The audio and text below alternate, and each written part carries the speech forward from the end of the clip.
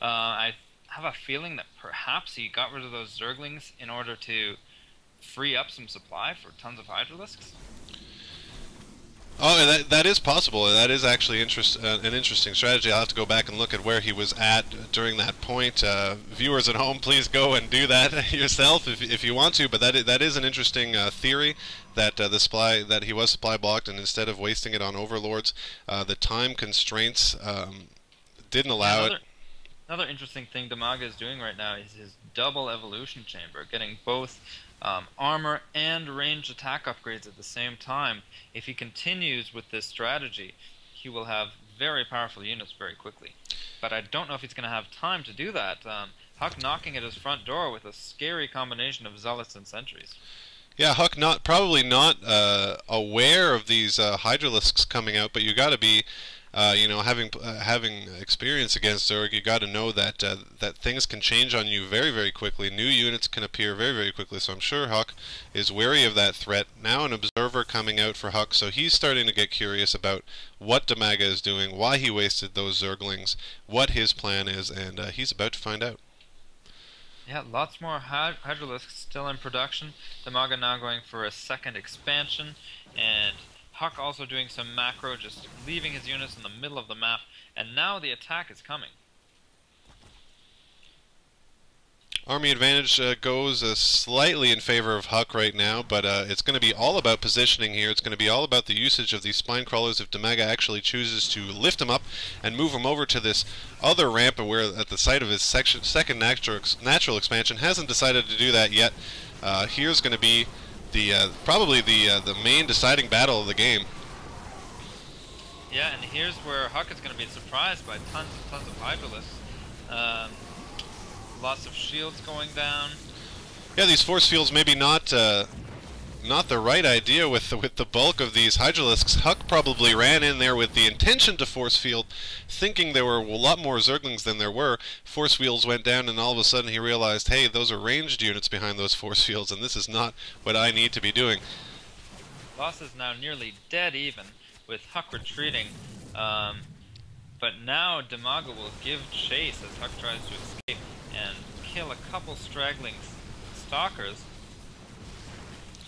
Looks like Huk now researching Psystorm, but it may be too late. Don't know if he'll be able to survive this onslaught before he's able to get the High Templar out. Nor will the High Templar have enough energy right away to do those storms. Yeah, Huk fleeing to the south, attempting to delay Dimaga's attack, but Dimaga will not fall for it and move straight into Huk's base. Looks like Huk trying to take a contingent of stalkers here and cut off any of Dimaga's reinforcements, but this large contingent of Hydralisks really pushing out and doing a great deal of damage here at Huk's natural mineral expansion, but Huk doing a really great job of flanking here. Yeah, Dimaga's got lots of Hydralisks, and without those, well, I mean, it's really good. The Hydralisks are now surrounded. I think they are going to go down. Yeah, Huk doing a really terrific job. Like I said before, positioning will determine the battles on this map. And just a terrific job of flanking there.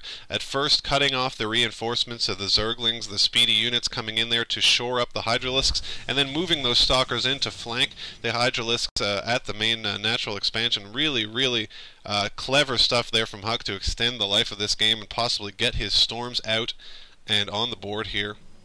Yeah, Huk did a great job of intercepting those reinforcements. In any game of StarCraft, reinforcements will always come in groups of 5 to 10, and they will usually not be attack moving, they'll usually just be moving. So if you can get between where the army is queued to and where they are spawning, then you can often take them out with little to no losses. Absolutely, you can often poach units with little to no resistance from the other player, just queuing up their units to where the battle is.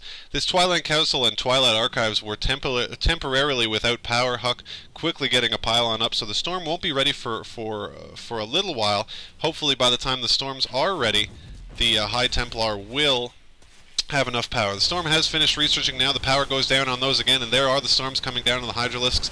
Dimaga probably thinking to himself, God damn, I wish I finished this game a little earlier, because those Storms are going to give Huk a tremendous advantage. Quickly mutating the, or transforming rather, mutating, more of a Zerg phrase, but transforming those High Templar into Archons, but the Archons are going to get melted down, and Dimaga won't have to last any longer as Huk's frustration probably gets the better of him and wishes he had got those Storms out just a little bit earlier.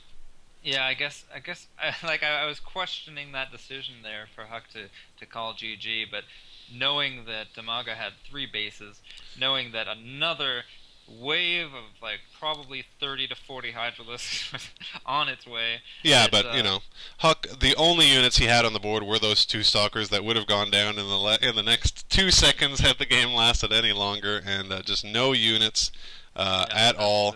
No units on the way either. Just a charge being researched. So really, Huk was behind the 8 ball there. There was no flanking techniques that possibly could have saved him that time. And even with these Hydralisks being very, very injured from the Storms, there would have been enough of them to do significant game-ending damage. Yeah, so the absolutely. GG probably warranted. Yeah, in that case, reminds me of another game in a tournament a while back where one of the players dropped and it was deemed to be a tie, but that's besides the point. Yeah, I mean, I feel like Huk probably would have been declared the loser if a panel of judges had to decide on it if one of these players had dropped it in this instance.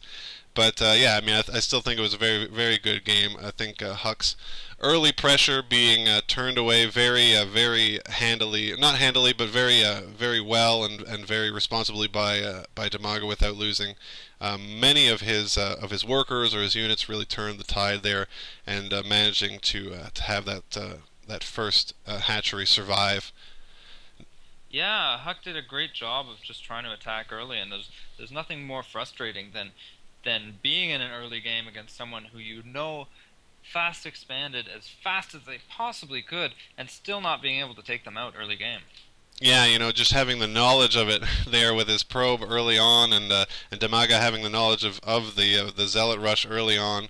You know, you got to give the advantage to the Zealots, but Dimaga doing a really great job there of handling an early push that I think would beat 80 to 90% of the players in the world right now. Being without Zerglings, spawning pool not even finished by the time the first 2 Zealots arrived in the base. So very, very good stuff from Dimaga there. So on behalf of myself, Jadius and Baeus and the Wood League, we thank you for tuning into this game. Hopefully we can bring you some games from the new patch, after the new patch, see some of the new strategies very soon. But as far as this game is concerned, we thank you for tuning in, and we will see you folks next time.